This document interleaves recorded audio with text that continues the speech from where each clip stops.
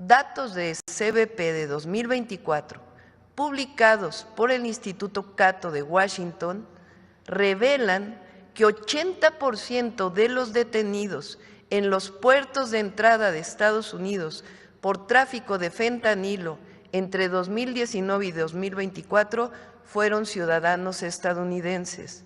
Incluso la Comisión de Sentencias de los Estados Unidos informa que el 81.9% de los procesados por tráfico de drogas son de nacionalidad estadounidense.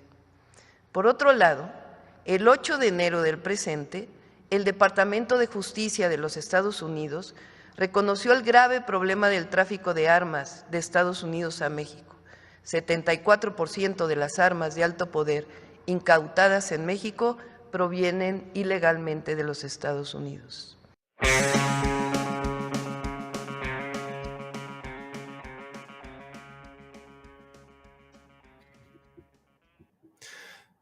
Yes, folks, that is Mi Presidente, Claudia Sheinbaum, responding to one of the main arguments. There's kind of a few being tossed around for these tariff threats being put forward by the Donald Trump administration. Number two is the fentanyl and all the illegal immigration and stuff. And also Canada should stop doing the fentanyl. And by the way, it's not really about that. It's more about a trade imbalance. So it kind of shows the sincerity of what's behind these Trump tariff threats. But anyway, before we get into that, David, good to be with you this evening. Yes, sir. No, I mean, it's going to be a very interesting night. In a little bit, we'll be talking with our good friend Jason Myles about their new project on Means TV, which folks should be checking out if they haven't already. We're going to be talking a little tariffs. We'll be talking some other fun stuff. We got it's great. It's wonderful. But we have a little bit of a different program for everyone tonight. Obviously, we're going to do the main show. It's going to be a little tighter.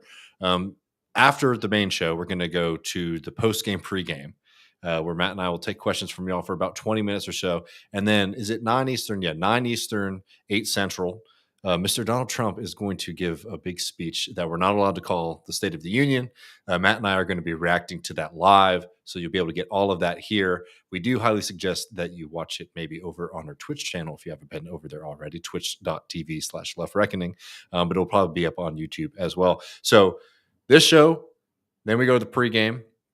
About 30 minutes after, and then right as that speech starts, Matt and I will do a live reaction. So just a little programming note for everybody up at the top about what the plans are tonight.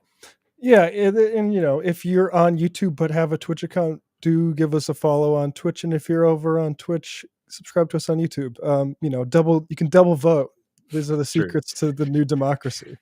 But yeah, so this quick segment up top is called Talk Matt Off the Ledge. I have a very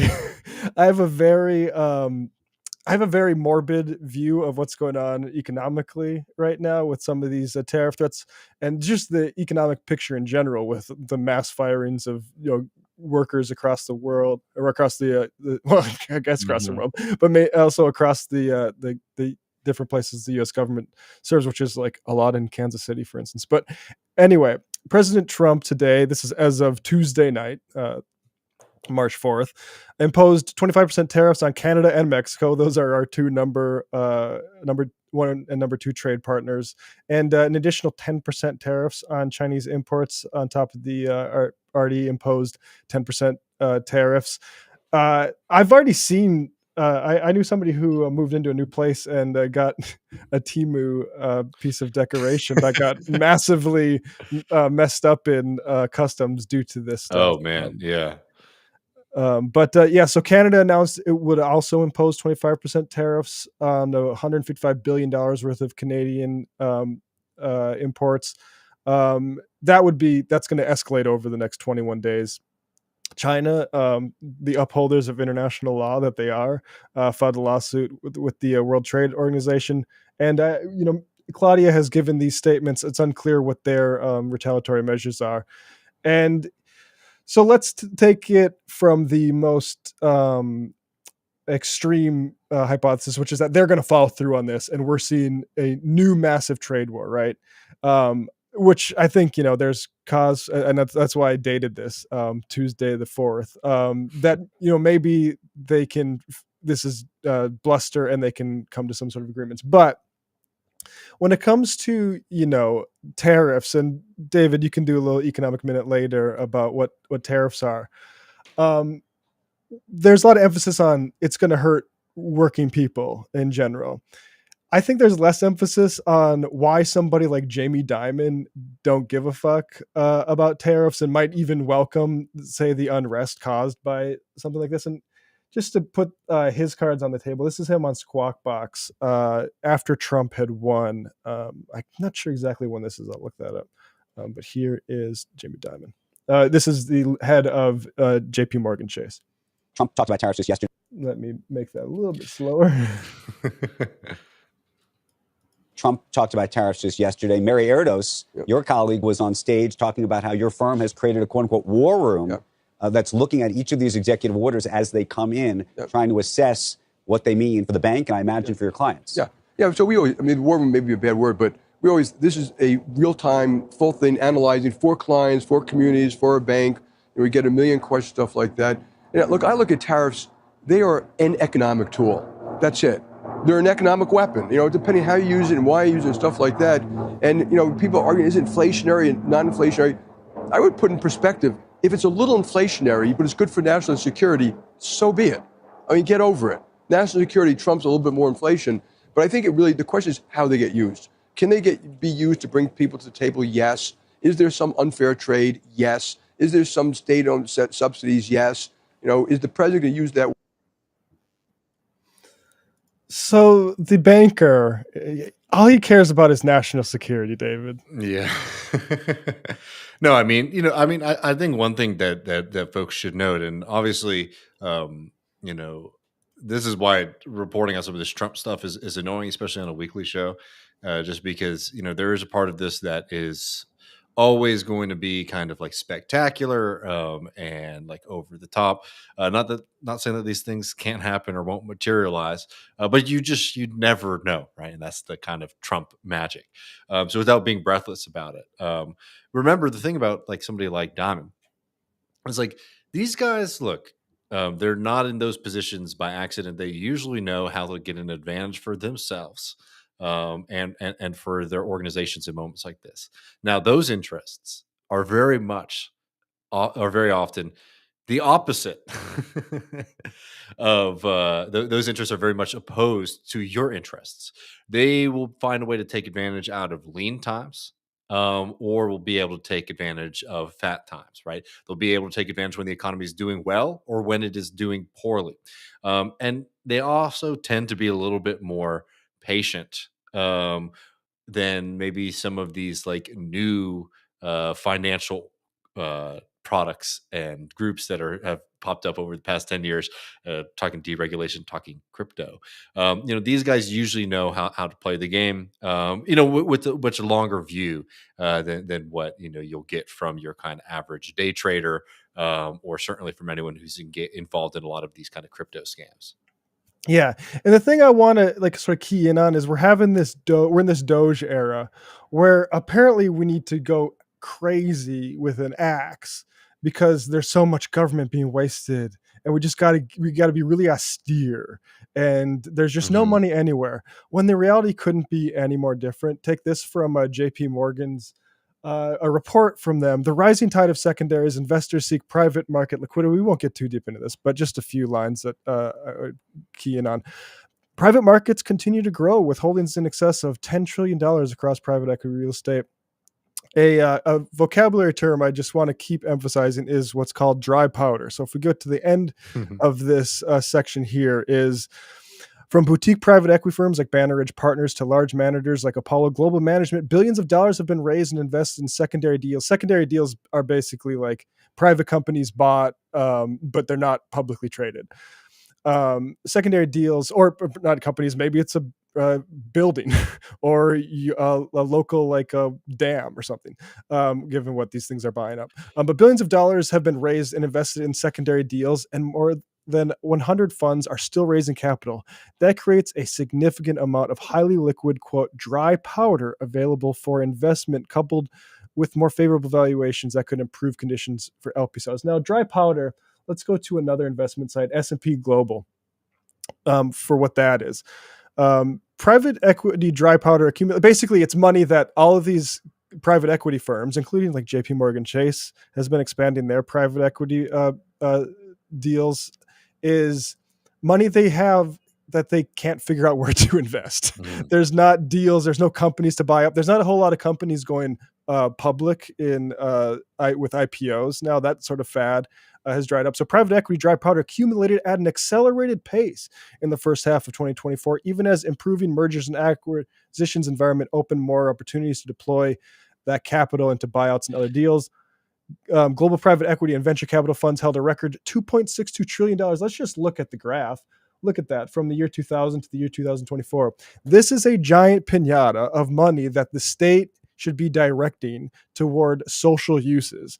But instead, large investors are given to people like Jamie Dimon to try to invest, and they don't know where to spend it. And there's a lot of hope that Trump would be this sort of mergers and acquisitions frenzy. And indeed, after he won the election, but before he was in office, there was. But his tariff threats have gotten in the way of a lot of that stuff because the markets are a little bit shaky. This is based on the Financial Times. Just like those deals haven't materialized, the mergers and acquisitions yet, despite, Lena Khan's not there and that sort of thing.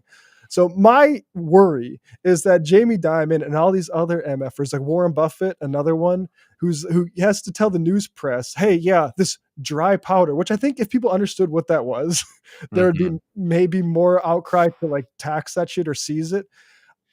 Warren Buffett's like, I promise I'll start spending that. Well, they'd love to start spending it after there's a massive recession where the economy gets wiped out, because then it's like you said earlier, in the times where everyone else is screwed, they can go on a shopping spree. So anyway, David, that's my paranoia.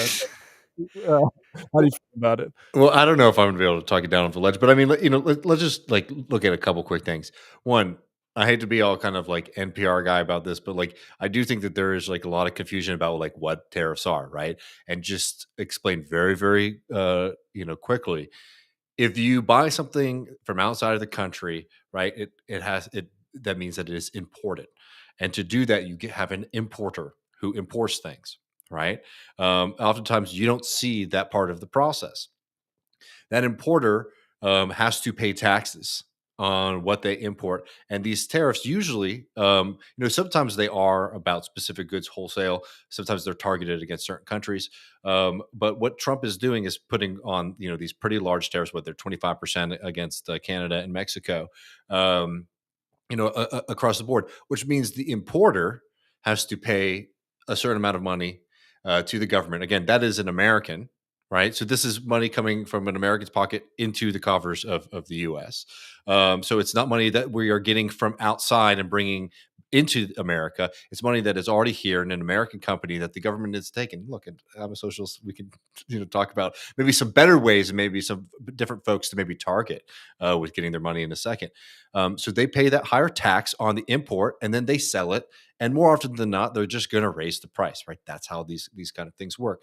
So this whole idea that like, oh, we're going to make China pay or Mexico is going to pay, is really not accurate. Now, why are these countries worried about it? Well, if Mexican goods, Mexican products that you use, which by the way are a lot more than you probably recognize, as Matt noted before, this is our trading partner. This is like the backbone of the American economy now, is Mexico and our relationship with that country.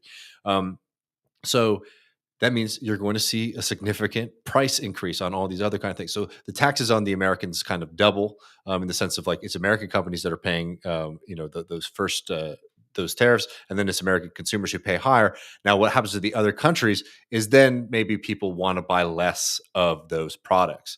So it hurts them in that way, right? That's why companies are worried. And America is like the market. It is the major global market. So it can be very difficult to get as good of a price as you would in America if you have to sort of redirect, to other countries. Not to mention the difficulty in setting up those kind of trade relationships with other countries. So that's just what a tariff is, just so we're clear, because people think that it's like, oh, Trump just raised the taxes on Canada by 25%, or Trump just raised the taxes on Mexico by 25%. That is not correct.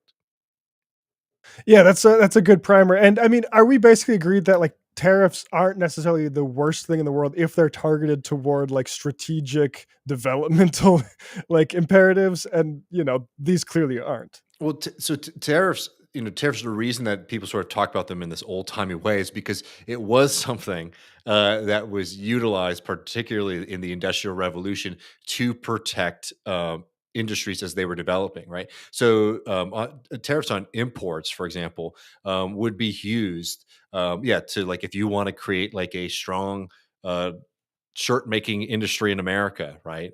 You would increase tariffs on imports of shirts so that the American products can compete with maybe another country that's able to produce them cheaper, right? And traditionally, countries that can produce them cheaper are able to do it because they either have, uh, you know, uh, different kind of innovations in the production process, or because they have cheaper labor, which is more and more the case today. The other side, and we don't even really need to get into, is the exports, right? Is you might want to make sure that it's difficult for our goods to get out, to make it more difficult for our goods to get out of the country, so that if we do have like a very, very low affordable price that's helpful for like the working class or the middle class on something, it doesn't just get sent off to another country which is willing to spend a higher price, pay more for those goods, which then would increase the prices internally. I'm sorry, like this is already is why these kind of conversations get so boring. But the point of the matter is that like when it comes to like doing like the reshoring, right? Building up productive capacity, those are long-term processes, right? And what's abundantly clear about the way that Trump is engaging in these kind of tariffs is that these aren't set up to be long-term, right? If the idea is like, let's say, shoe manufacturing that is being done in China, sorry, in Mexico, right? The idea that Trump is saying is like, oh, well, we'll increase the tariffs on shoes that come in from Mexico. That will increase the price. So then they will build more shoe factories in America. Well, everybody out here who's watching this program already knows the problem with that, probably, which is that it's very clear that the Trump administration probably won't maintain those tariffs in the long run. So, a process of moving supply chains, moving factories into the United States is not something that you just sort of do on a whim, right? Because of one business cycle, right? You would do that with like a longer term view. And look, if it does seem that like America is now going to be a protectionist country, right, and that is how we're going to engage in politics, then yeah, it might make economic sense for some of these multinational corporations to move more production here. But the fact of the matter is, even Trump's statements aren't saying that these are permanent. He's saying if they get a deal on fentanyl and the border with Canada, then they will change their. So already, because the reasoning that Trump's giving is not serious about this, it doesn't really make sense for that kind of argument of utilizing this for reshoring, right? What this is it's a tool that brings people to Trump who are pleading with him, because the fact of the matter is this could do tremendous damage to America, but it will also do tremendous damage to Canada and Mexico, and it puts a lot of pressure on those leaders to sort of be subservient to Trump, which more than anything is what Trump wants from other countries, as we saw with Zelensky last week. Yeah, it really is a sort of global way of acting out because you have China being like, "Look, there's no winners in a trade war. We don't want Well, what's any of funny this." about it is like Trump has been kind of quiet on China. I mean, like he's still hitting them with these tariffs, right? But if you remember 2016, the rhetoric around China was way stronger. Like the fact that Trump is really fixated, for example, on like Mexico. I mean, Mexico, I guess, fair too. He was pretty worked up about them then. But Canada and Europe, it is kind of interesting that Trump isn't so laser focused on China as he was in the first place. Um, Wait, but Matt, can I just say something really quick here? Mhm. Because, like, look, there is, it is true that like there are a lot of bad deals out there, and it is true that like there's probably like if we're worried about tax, right, and the money that the United States government has, yeah, a pretty good idea would be to tax these multinational corporations, which for all intents and purposes are American corporations, but they might sort of incorporate in a foreign country, even though they're doing most of their business and operating in the United States of America, right? You know, we should go after these offshore accounts, the power of the rich to sort of move money in and out of America so that they can avoid taxes we put on them. Oh, wait. That's not something that Trump's interested in, because MAGA and the Trump movement and all these folks, they're not particularly interested in making sure that we can deal with it. Hey, let's get all this money from all these major international corporations that are effectively American, are trying to avoid paying taxes in this country, right? Let's go for them. You won't see that kind of rhetoric from Trump because, again, this isn't about sort of getting a fair deal or looking out for Americans. This is about one, I think, mainly like a geopolitical game that Trump is trying to set up. And I think, as you're saying, Matt, you know, trying to create some opportunities for folks to be able to take advantage of some chaos. You might call it kayfabe, but before we get to Jason, I do just want. This is the first really negative economic sign that I mean, it's pretty easy to interpret here. Atlanta Fed's GDP estimates, and they fall off absolute cliff from about just over 2% range to -3%. And I mean, I guess I've heard like Adam Tooze say that there's like a savings that has already started as people anticipate, like just federal, all these different types of jobs. Like I can't get over how fucking stupid North Dakota is about this stuff. Like Grand Forks is hugely supported, disproportionately so. They're a research university, and they're like, all this stuff is just completely in limbo. That is not good for an economy. I mean, Matt, like, you know, obviously we can sort of pinpoint certain states, but it's just like the United States sort of runs off of the federal government. The federal government is like a major player in our economy, and unfortunately, a lot of people are sort of feeling that. I wanted to like to see how far this tariff stuff goes, Matt. Before we go over to this, though, I did just sort of folks. We're going to watch this Trump speech later tonight. And I can't imagine he's not going to talk about this at length. So we'll have some more information from the horse's mouth. But this is Commerce Secretary, who, Matt, you were telling me about some of his business dealings that I had forgotten. Lutnick. Yeah, Howard Lutnick, CEO of Cantor Fitzgerald. That name people may recognize that because that is the original stock market abbreviation of Rumble was CFVI or CFIV, which was Cantor Fitzgerald Acquisition Corporation number 4, Rumble. So he is the CEO of Rumble, the app, but he's also like Cantor Fitzgerald's a big investment firm going way back. There's some 9/11 lore to it. But well, this is him on Fox Business earlier today. So obviously all the headlines today, stock market, just, you know, all of the gains that have happened since Trump's won were erased in a day since he's put these tariffs on.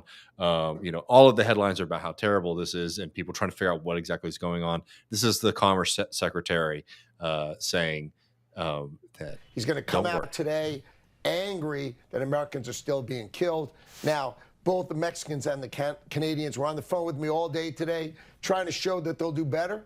And the president's listening because, you know, he's very, very fair and very reasonable. So I think he's going to work something out with them. It's not going to be a pause, none of that pause stuff. But I think he's going to figure out, you do more and I'll meet you in the middle some way. And we're going to probably be announcing that tomorrow. So somewhere in the middle will likely be the outcome. The president moving with the Canadians and Mexicans, but not all the way. Just to clarify, okay, so, you know, just Jesus. All right. Just to clarify there, remember this, the demands around the tariffs are nonsensical, right? That Mexico needs to stop, you know, migration, Canada needs to stop migration, and they need to do something about fentanyl, right? As we have talked about on this program, as most people know, you know, the idea that like this is coming from some kind of failed policy of like Scheinbaum is laughable, exceptionally so, talking about like, you know, Canada and Trudeau, right? So the demands from Trump are nonsensical and symbolic, which means that like if what they're saying is like, all we need to do is to get them to move on this, we'll move as well. Again, I think sort of shows how serious they are about it. Now, that doesn't mean that this isn't dangerous and damaging. I mean, remember when Greg Abbott shut down trade with Mexico and Texas, which, by the way, is not a power the governor has constitutionally. It only lasted for a short while because it was a disaster, and it caused significant economic damage. So the fact of the matter is, like, just because the reasoning is stupid and like these might not be long lived, doesn't mean that they don't create significant chaos and suffering for folks. On top of the other stuff, they're just throwing the Social Security Administration into complete chaos. Like, I think shit's gonna hit the fan here. Yeah. And Yeah. it's, you think that wouldn't be, I don't know. You think you wouldn't want to be, I think I saw Sean McCarthy make this point, like most of the time, if you're doing tariffs, you want to expand a state capacity or something like that. You don't want to do it when you're just completely assaulting your own state. That's actually a great point. 100%.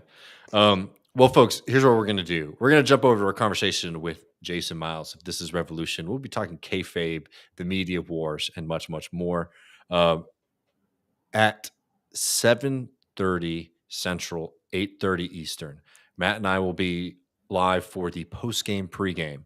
We'll be taking your questions. That's for patrons, patreon.com/leftreckoning to get access to that. And then at 8 something Yeah, up. sorry. Are you seeing the Jason thing? Because I might need to re-upload that real quick. Because Okay. I'm not seeing that in the. I'm re-uploading it now, but it shouldn't. You might need to play a little music. Sorry about that. Okay. Yeah. All right. So it'll be a second for the Jason thing to come up. But folks, and then at 8 Central, 9 Eastern, Matt and I are going to be doing a live reaction of this Trump speech. It'll be up here on YouTube. It'll be up on twitch.tv/left reckoning. So a lot of show coming up, a lot coming up in just the next couple of minutes. Is it looking good? Should we Yeah, it'll be uploaded in just a few minutes here. So while you're here, folks, I haven't checked the metrics over on Twitch, but we want to expand. We're growing decently on YouTube. Thank you to everybody here. Also, subscribe if you're just watching. But it'd be nice to spread it across multiple platforms. And I also, little birdie told me RM Brown wants to play the. Am I coming through still? Okay. Yeah. I'm just pulling something up. RM Brown wants to play a video game with me, so I promise. What is this game? Oh, I guess you can wait to announce it. What's it called? It's the Starship Troopers style multiplayer game. I'm blanking on. Hellraiser or something. Hell Divers. Yeah, and so I usually am very antisocial and don't like to play multiplayer. But if RM Brown's on the other side of it, of course, I'll do that. So. Well, Matt, while we wait for this to upload, I want to talk to you about this. I'm sure you've seen it, but we can't do an episode of Left Reckoning and not talk a little bit about the continued dumpster fire that is the Democratic Party. Did you see this Political piece about some of the brightest minds in the Democratic Party? We talked about our boy James Carville last week. I didn't see this, but I'll just preface it by saying the polling is very interestingly different than it was 8 years ago when the Democrats had been shocked by Trump the first time. Nancy Pelosi and like the Democrats generally were still seen extremely positively. Yeah. I think that's in part because of the popular vote thing, maybe, and just like it was an earlier time in the history and people were less illusioned with Democrats. They'd done even slightly less things to really abuse people's confidence in them. But people are the Democrats are less popular than the Republicans right now. Yeah, I know, and I think that that's a really important point here. And what's really crazy is I think they recognize that. Obviously, they're getting the polling, but what they're planning to do, I don't think is going to do very much for fixing this problem. So this is from Politico playbook that basically got the main takeaways of this big kind of exclusive Democratic Party retreat for campaign staffers and large consultants for the Democratic Party. And here are some of the brilliant ideas that they have, Matt, for how they can regain from their losses under Trump. One, the party should embrace patriotism, community, and traditional American imagery. This is one of my favorite ones that you get from Democrats whenever they're feeling a little sheepish and soft. That if they just wear more flag socks and have a little bit more red, white, and blue in the background, they're going to somehow win. I mean, tell me if I'm wrong. I mean, short of like hugging the flag, do you really feel like there's a big difference when it comes to doing like super patriotic things at a Biden or Kamala Harris rally versus a Trump one?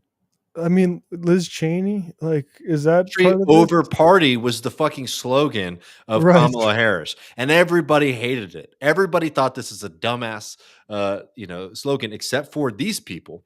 Um, So again, hey, we got to do the same thing that we've been saying we should do. Next, Democrats should ban far left candidate questionnaires and refuse to participate in forums that create ideological purity tests and move away from the dominance of small dollar donors whose preferences may not align with the broader electorate. What we need to align ourselves with the big donors. We need to align ourselves with APAC and Raytheon and the War Caucus, not with these normal people who are so engaged in politics that they are going to throw their money behind candidates who talk about things like Medicare for all, higher wages for workers. David, did you know that there was a far left candidate questionnaire problem? That is something I fucking wish I saw more of. Well, The Republicans, their whole thing leading up to Trump was about abortion and taxes. Like, and the no Grover Norquist pledge, like, I don't know, like, what are these questionnaires? Well, I mean, I'll tell you what they are, Matt. The questionnaires, they come from, for example, organizations like DSA or the Working Families Party, right? So to get like a DSA endorsement, you send a questionnaire to a candidate, and they send them out, sometimes to multiple candidates, or like we'll accept them depending on each chapter, right? So this is 100% aimed at DSA and also, I think, at the Working Families Party. So again, if you're a candidate that responds to that, you're banned from the party? Well, this is what's interesting about it, right? Because this is one of the weaknesses of the Democratic Party, the American party system in general. Is like they can't actually kick you out. You can run in the primary for these positions. So, what kind of discipline they're talking about here is kind of interesting. I'm sure what they're saying is like for those people, look, on any kind of insurgent running, they won't probably accept these dogmatic ruling. But what they're saying is that like, hey, even having an association with these kind of organizations, you're going to get into trouble with the rest of the party. I know it's bonkers. And again, these are the candidates and folks who did better. Remember, AOC, as Trump is winning in New York City, which I don't think it drives me crazy how like this doesn't work people up. Trump was able to like do better than ever in New York, right? Which should be a place that the Democrats just walk away with every single time. The candidates that were doing better than Kamala were people like AOC, right? And you saw this, in many elections that happened on election nights. We're not talking about the primaries. We're talking about on election night, where you saw these massive drop-offs of Democratic voters who are voting for the Republican Party, who split their ticket between Trump and these folks. So I don't know. Maybe they should be asking those folks what's working for them. Next one is they should push back against far left staffers and groups that exert a disproportionate influence on policy and messaging. Again, who are they talking about? Like, I could probably name a few people. Like, he worked, the guy who said every billionaire is a policy problem, don't hire him. Who it's worked so for myopic. AOC, Yeah. Candidates should get out of elite circles and into real communities called tailgates, gun shows, local. We got to go to more local restaurants. People think, I don't know, just like so fucking out of touch. That's like a crazy out of touch thing. It's like, it's wild. I mean, that's Gostella had that piece about the fall of religion. Like, it used to be you go to like churches and some other places. Now it's like, I guess we'll go to Texas Roadhouse. And last one is the party, which is actually, that's actually a good point, Matt. That's so like that is out of touch. They should be going to more places like Texas Roadhouse and less of like the craft brewery bistro right in town, right? They got to go to like the Olive Garden. Actually, well, that's the thing is like it's so like double dealing because like it's like, oh, everyone aspires to go to the sweet boutique, you say brewery, but also the Democrats, like, it's like the problem of Trump in McDonald's. Like the Democrats love to be next. They like the entrepreneur more than like the person who works bottling. Yeah. The No, I mean they need to have more dinners at the French Laundry, right? Supporting these local restaurants. And the last one is the party needs to own the failures of democratic governance in large cities and commit to improving local government. Yeah, so basically, to win is accept whatever it is that the Republican Party is saying about you, whole cloth, and kick out the more popular and engaged parts of the party, and bring in more of the corporate donors. Look, I mean, this is a party that I really, it would be wonderful if this is like the last cry of these folks, because they have done a tremendous damage to the nation and to the globe. Did you see the Rahm Emanuel? He was making a lot of these same points on Bill Maher, especially the last one. But he tried to lump Eric Adams in with Brandon Johnson. Oh my And it's God. just like, that's not the same thing, buddy. Those are very opposite, actually. And you know, we should maybe get somebody on. I haven't followed Brandon Johnson's tenure. Yeah, it's in been really Chicago too disappointing. much. It's been Yeah. very disappointing, unfortunately. No, we should do a follow up on that. I think we did have Elias on to sort of like give the negative report on him early on, but I need to catch up a little bit. But just to say that, you know, Rahm Emanuel's coming on saying, look at you get these far left mayors in like Brandon Johnson and Eric Adams. Yeah. Crazy. No, I mean 100%. All right, folks. Well, I think we're going to jump over this Jason conversation. Just a reminder, we'll be doing a live reaction to Trump's what do they call it? It's not the State of the Union, Trump's speech, whatever the fuck. I don't care about being pedantic about that. But we will be doing a post game as well. Patreon.com/Left Reckoning. So that'll be right after the Jason interview, or about 20 minutes after the Jason interview, and then we'll be back for the public show. Support us. Patreon.com/Left Reckoning. Enjoy this conversation with Jason, and see you soon. Peace.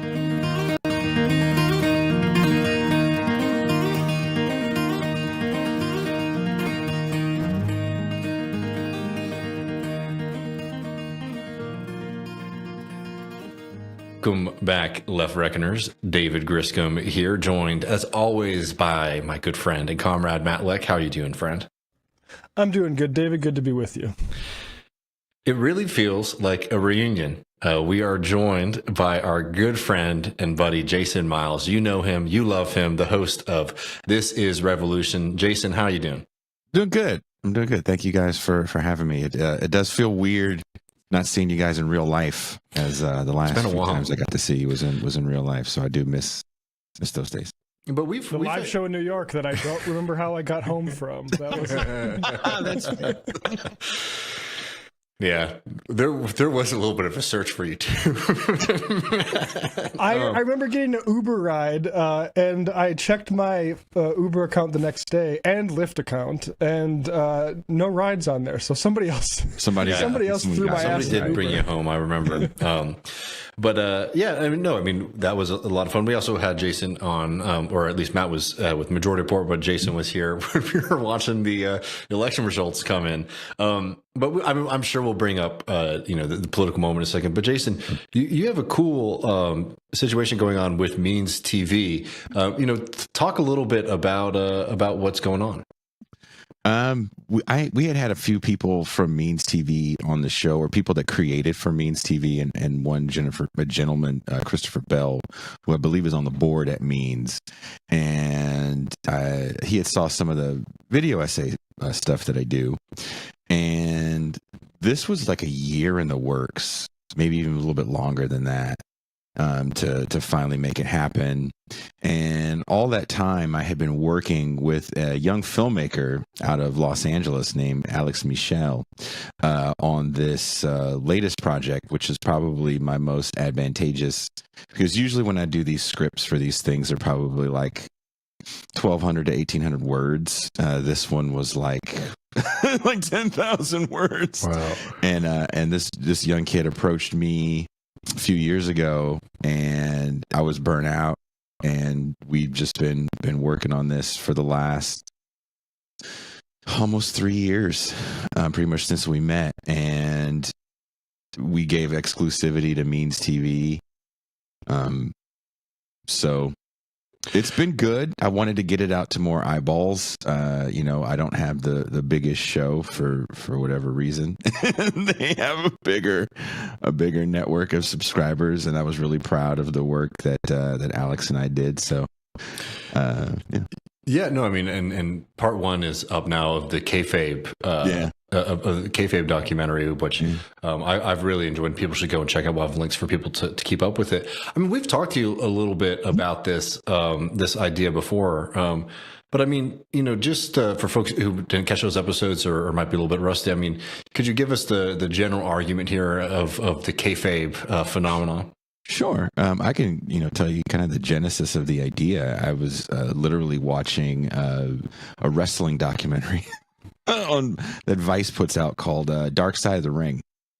And it was just reminding me of the political moment that had just passed, because I watched it after the Biden election. And I just immediately started writing and then talking to people that knew wrestling. I'm a wrestling fan. To a certain degree, but kayfabe ultimately is this kind of code that starts during vaudeville, which is like a magician's code, if you will, that you never let people in on the secret. And wrestling definitely lives by the code of kayfabe. But kayfabe is also kind of more than just it's all fake. Because there's a lot of terminologies within it, and we explore those terminologies in different chapters. Originally, kayfabe was all one movie that was a little less than 2 hours long, but it was extremely dense because we do get into those terminologies and then how they look with news media. And what I was feeling was there's a certain way people look at the news where we understand a lot of the stuff that politicians say is fake, but why are we drawn to it? And that's where I see the parallel with pro wrestling. So we used the rise of cable news and the rise of the WWE, which happened around the same time. There's a couple year difference, but they happen kind of sort of around the same time. So it's a fun timeline to play with. There's fun things in pro wrestling to play with that kind of mirror society.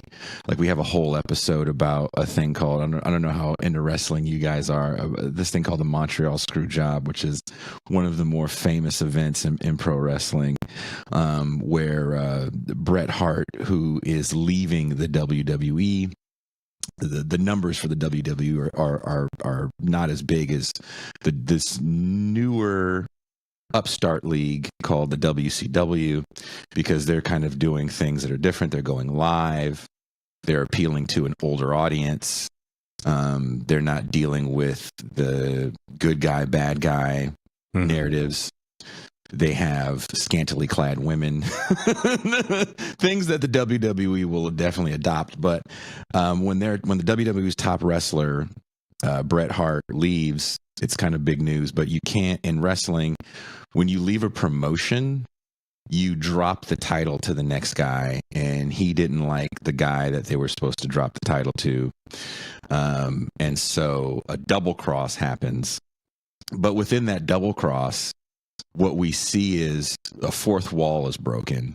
And after that match, wrestlers, and again, we all know it's fake, they go on sports shows and talk about the double cross and how dare you and this, that, and the other. And it's something that you start to see on talk shows as well, which they were kind of mimicking, where, Matt, you are not the father. And then the girl runs behind the thing and they chase him. So you can see this tender moment to let you know that, Maury Povich is a real man that really cares about, finding the true father of this wayward child. So wrestling does that too with kayfabe, which is kind of important for people to really dig in to this fictional story. And we see that with Trump to a certain extent, right? In his first run in 2016, when he comes out and goes, I'm going to drain the swamp. And I know it's a swamp because I deal with these people. I pay them to do what I want them to do. So he's kind of breaking a fourth wall to a certain extent. So there's this political kayfabe that we're all addicted to. And kind of the main thing I wanted to say was, like, we know wrestling is fake. We know these punches aren't real, but why do we watch it? And it's the storylines is why we watch it. It's the soap opera drama. And it's the same thing with politics. And that's not necessarily a good thing when you see politics as drama. And a really good example of that would be the Zelensky meeting in the White House, where if that's a real conversation that happens, it's probably something that happens behind closed doors, right? So to do it like that, and again, Donald Trump is in the WWE Hall of Fame. Him and Vince McMahon both are sons of well-to-do fathers that have given them massive enterprises. Vince McMahon, unlike Donald Trump, was able to take that enterprise into a whole level that his father could have never have seen with the monopolization of what he does with pro wrestling and entertainment to become a billionaire. So I mean, no, don't. You know, so I mean, Trump certainly, I think, knows how to use the camera and knows how to do spectacle. But like, I mean, are we saying here that like you're saying that like the Zelensky moment was something that you think was kind of pre-planned for the camera, or you know, what do we mean here?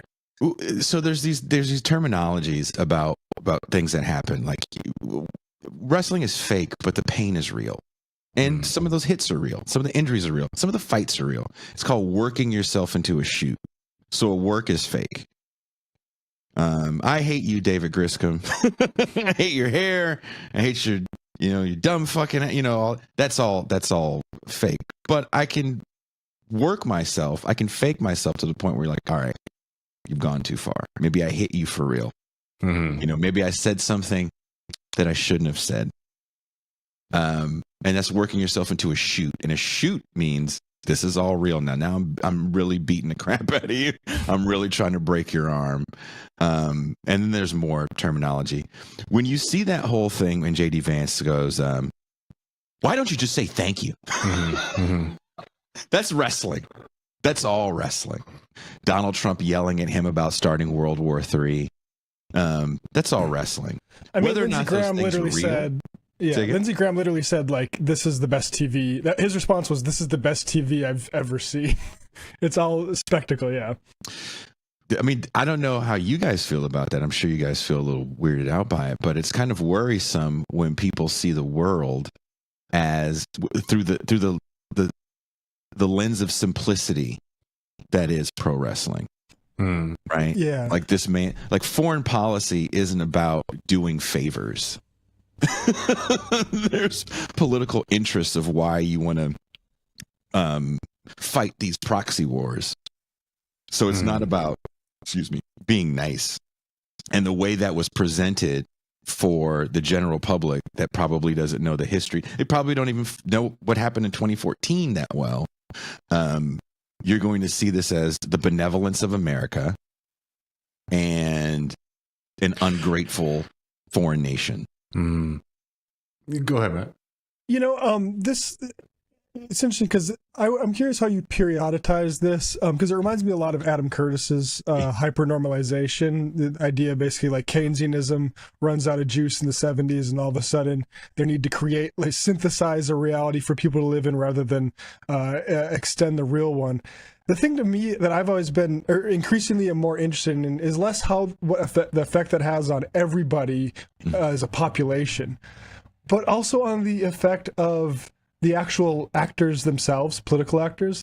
Like I think to the extent they believe this like fake reality. Joe Biden was tied to Morning Joe and the reaction that he got from that in the morning. Like, to me, that seems insane. But it's also the case that you go on Richard Nixon's, he was obsessed with how like Cronkite was reacting to this. I'm curious, like, is this something new?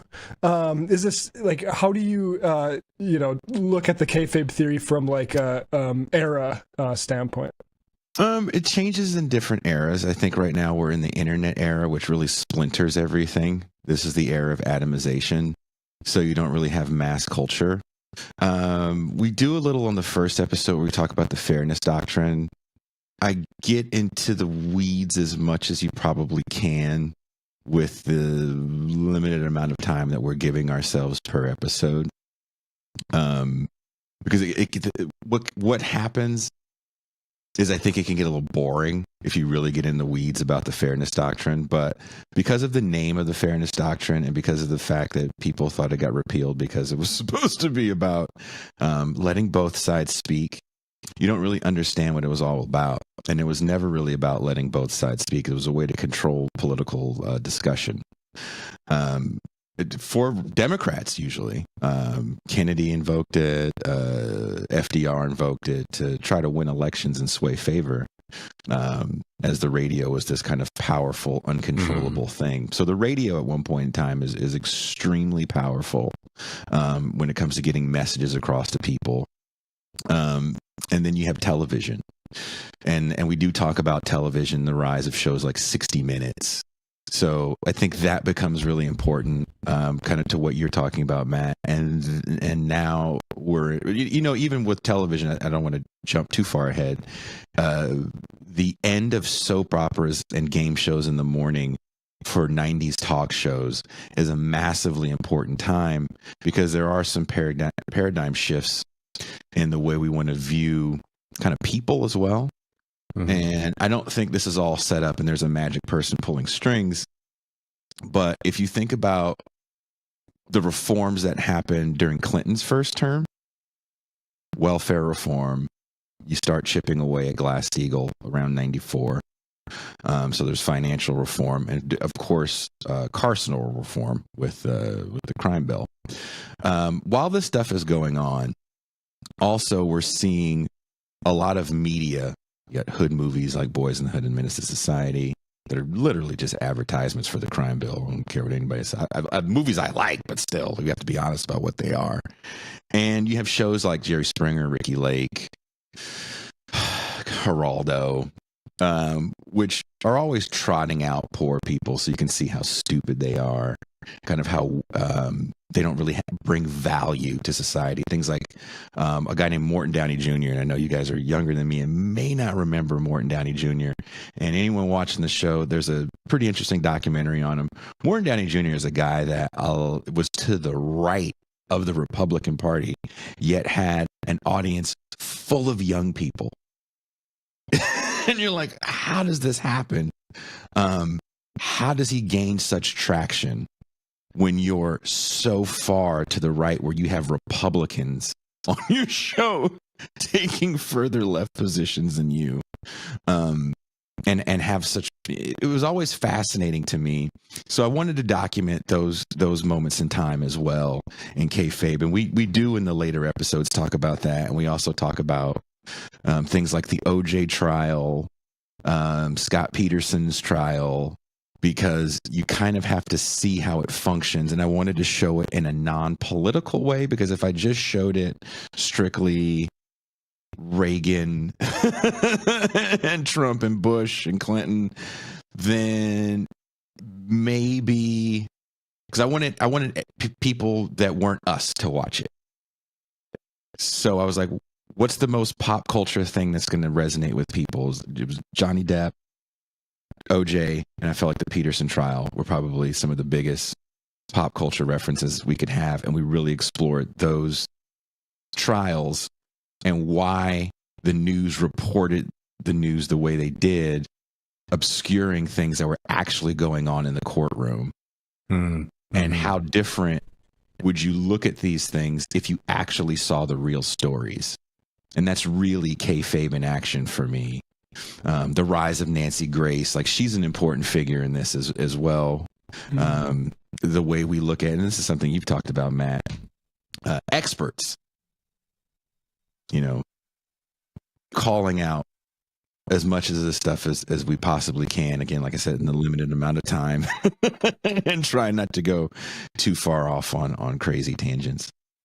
It's a first of all, one advantage Means TV has compared to YouTube is you can put in things about 60 Minutes and not get immediately censored by the trademark police, which is, has pissed David and I off the entire time we've been in this business. But it's also like, it's so awful, and it's such a, frankly, offense to freedom of speech, because that program has been presented as like, the way I saw it as a kid was like, okay, Sunday Night Football's over, Now it's like the vegetables of news, and they have a ticking clock, and this is how you get very informed. And you actually look at the history of this, and it's like, no, this is like people just trying to make a magazine out of visual news presentation. There's not, and the history of journalism in that, there's maybe a few good instances, but there's a lot of like snow jobs and stuff that frankly should be picked over by commentators like ourselves. Which is what you do in the morning, right? You have a job where in the morning you guys kind of pick apart news readers, and the news reader as journalist is something that we're trying to confront in episode 1 without saying news reader as journalist. And if you think there was a time in this world to be great, you had to write the great novel. You had to have an actual adventure that could be documented.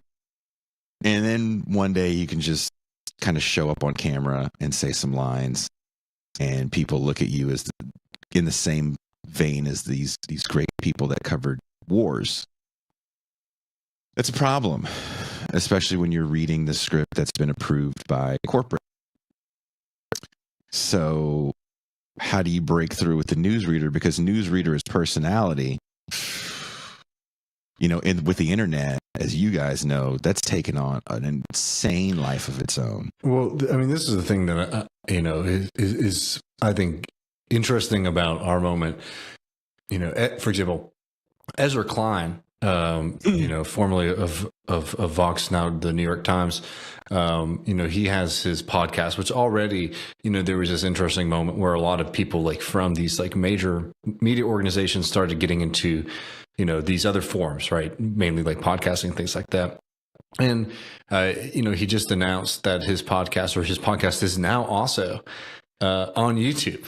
Right, which is just a very funny thing to sort of go through the entire cycle, particularly if people remember what Vox was supposed to be, was like an alternative, actually, to these older, publications. Media. And now literally, I mean, these look way better budgets than we have. There's not going to be bad audio and weird cuts and things like that, like people experience when they watch this program. But I mean, they're basically doing, a lot of these kind of things that like independent media folks have been doing for a while. But even on that, and I want to throw to you, Jason, after this, but just sort of painting a picture, because you look at this moment and frankly, like, there's a lot of great stuff that gets done on independent media that won't get done elsewhere. But also, all three of us are in this business. I also think one of the reasons that we're all friends and we like to do, like I like to work with all of y'all, is that we don't like to engage in this as much. But y'all know the number one thing to do to make a YouTube video go viral is I'm going to talk about this other YouTube person that I don't like, and I'm going to make a big deal about it. I'm also going to talk about it in wild terms, like life and death, societal terms. Yeah. But, the thing that's kind of wild is like, in a way, people sort of, I think, focus on the conflict a lot of that. Like, oh, there's a little conflict cells, but it's also, it's purely about providing something that has like the feeling of maybe being educational or informational, while also just being like pure entertainment, because at the end they were all people. We might want to watch like the ladies when they're wrestling, right? Or, we like to gossip and hear, who said what and to who and all that kind of stuff, right? These are like human things. These aren't things that have been sort of like, forced upon us. But I think what is interesting is how it has been able to bleed into all these other things. So, talk a little bit about like, this part of the media now, as we're seeing so many of those more established, people coming into it, and also, the state of the independent media. I'll try not to name names, but it will be pretty obvious of who and what I'm talking about. But I have 2 accounts when I upload videos. We're all small timers. We don't have people cutting these clips for us, right? So I edit these clips and I have to upload them on a different account, and that account sees things that I don't normally watch. And I started to see this hatred for a woman that we know, and I don't necessarily agree with everything that person says, but I also don't care, right? Like, okay. Yeah. But I saw the growth of a channel And I saw something of a few. Yeah. And I saw something they were doing, which was trying to start fights with bigger shows, almost like high school, playing a weird game of telephone. So eventually bigger shows respond. And it may not even be the response that's being, like you said, on the thumbnail thing. But there's this thing about holding people accountable, which I've always been like, what does that mean to you? Does it mean you tweet harder? Like, what does it mean to quote unquote hold someone accountable? And in a moment where you really can watch whatever you want to watch. If you want news from a 6'7" Scandinavian that only wears a purple beanie, I'm sure there's a show out there for you, right? So you just don't have to watch them. And it's been kind of fascinating for me to see what people want. And one day, Gene Bajalan, a mutual friend of ours, was joking. He goes, people want you to fight with Jared Ball, Jason. If you guys don't know Jared Ball, he's a black creator that has a channel called, used to be called Black Power Media. Now I think it's called Black Liberation Media. Mm-hmm. And I said, nobody wants to see two black people fight. What people want to see is me go, Sam Cedar called me a like, right? And he didn't. He wouldn't say it. But that's what people want. They want, me to yell some insane stuff out about the racist nature of Sam Cedar and then say it every week.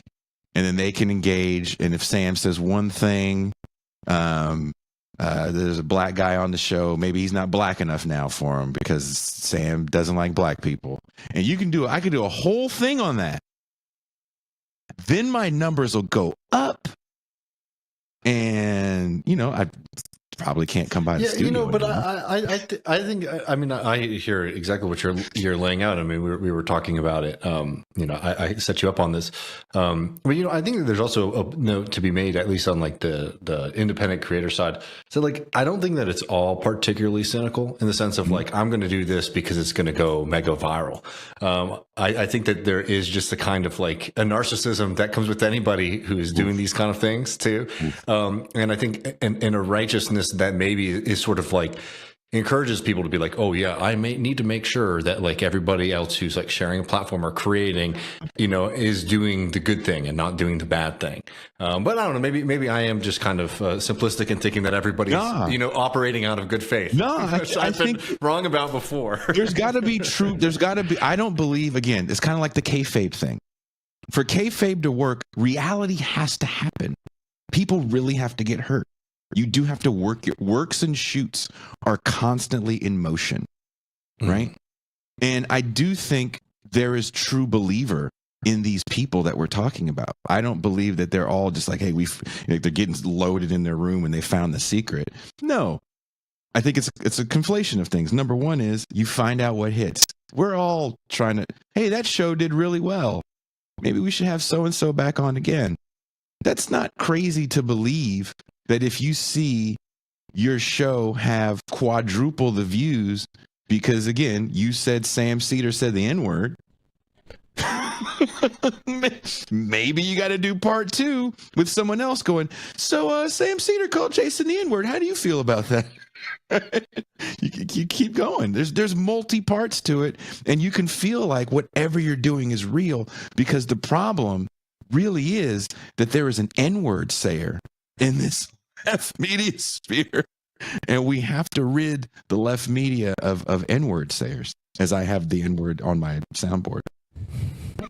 Like that, you see such a feeding frenzy, and I've seen people, smaller creators that comment on this stuff say like, look, I comment on this, get meta for a second, I comment on this because it draws people to my blog, and it's not really what I would want to be talking about. I mean, on this program here, we don't do a lot of that.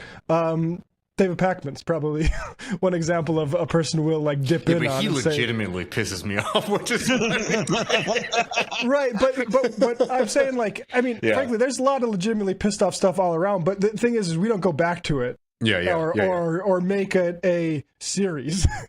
Frankly, it's like you get in and then you try to get some labor organizers on and talk about the real shit, because frankly it's not, and I'm like somewhat sympathetic, but it is not a good look that everyone is from an outsider's perspective, from the people that are already subscribed to all these channels.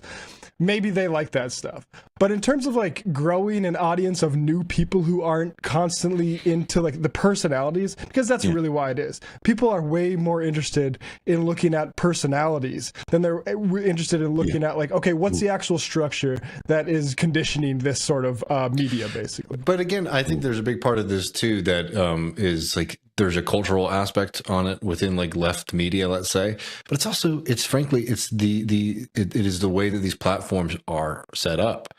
I bet that I'm just a watcher of these things. I don't know how how what goes on behind the scenes, but I can't imagine that in like barbecue YouTube, there aren't similar kind of like incentives, to like maybe do a one-off talk shit about some other like I know in music it's similar, like all of these kind of things encourage the same things. So it's like I think sometimes too we have to remember that like these are also like the platforms of like the ruling class, of like the owning class, that want people to sort of be engaging in things in a certain way. And yeah, sometimes you can game them and put real radical content on these kind of things. But what is more often than not going to rise to the top is going to be, things that are gluing people to watching more and more of this, which is the fundamental goal. They don't really care, I don't think, one way or the other, what people are doing, as long as advertisers aren't upset. But there's no doubt about it that like the platforms encourage that kind of behavior, which is why you see so much of it. I mean, I fell down a rabbit hole of watching the comedian Bobby Lee and his relationship fall apart with his ridiculously attractive girlfriend as they had these public meltdowns. And I watched probably too many minutes of reactions to their. I can't get into that stuff, but I couldn't. I'm not judging. I just can't do it. It came up randomly in a feed thing. And I was like, oh, what is this? I kind of know who that person is. And I was like, oh, that's, oh, wow. And then there's just drama after drama. Like there's a, what's the kid's name in LA? Hassan. He's a lot younger than me. He's older than me. So is he? Yeah, he's older than the guy that looks like he's going to sell you a used car while he runs for office. Me and Ben ran into him. Oh, the freak. Yeah, Please go. He's a tall gentleman. We're going to put this as the thumbnail for it. Is that redish on Hassan? And we did some shit on Hassan. I don't know. I mean, I met the guy one time. Yeah. He was a nice person. Hassan or the other guy? Hassan. I met Hassan. Yeah. One time. Oh, yeah. Nice guy. And I thought, because he's always online, I'm like, your entire life is online. Everything about you is online. The good, the bad, the boring is online. I don't know how one would not get involved in this level of drama when everything, every time you're eating, you're showing every part of your life. There is nothing for you anymore.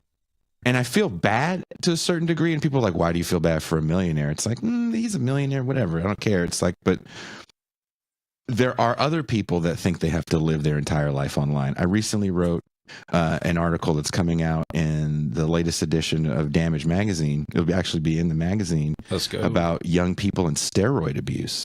And a lot of it is coming. And it's crazy reading and watching videos of 13-year-olds using trenbolone, which is a very powerful steroid, and finding out that after a few cycles, they can't produce their own testosterone as young people, right? It should be coming out of your fingers when you're a certain age, like Spider-Man, and now you can't produce your own because you wanted to, bench 135 pounds at 14. It's insane the way people live their lives online. And I think it's a problem. Engaging in this stuff, like we all admit, is popcorn fun to a certain extent. But you have to pull back for a second and ask this question. Once I've called out the Sam Cedar N-word, if I do it again, Now I'm a hack because I don't really have, I don't know how to do anything else but write the same thing over and over again. That's what we call people that make the same movie over and over again, the same album. We call them hacks. We need to start saying that about these people as well. Well, Jason, how can people watch these documentaries? Go to meanstv.com and use the discount code This Is Revolution, all one word, and you can receive 20% off a monthly or yearly subscription on Means TV. Hell yeah, and people should definitely be subscribing and watching This Is Revolution if they aren't already. Always such a pleasure to speak with you, friend.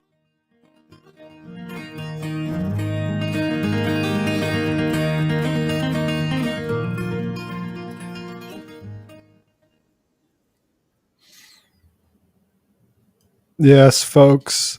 Oh, and before we head on over real quick, say goodbye here. I want to say X Rodeo. People ask about who was playing the music for our theme songs. It's a guy named Chris Brune, who is a guitarist in X Rodeo. You can see them on Instagram. Also in that band, Grant Ertl, who made the graphic design. So check them out on Instagram. Can you remind people how to spell that? Yeah, just EXRODEO. And yeah, maybe we'll play a little bit in the post game. Patreon.com/Left Reckoning. Become a patron, everybody. Yeah, folks, come join us. Patreon.com/Left Reckoning. See you soon. We'll be in like 10 minutes. Yep.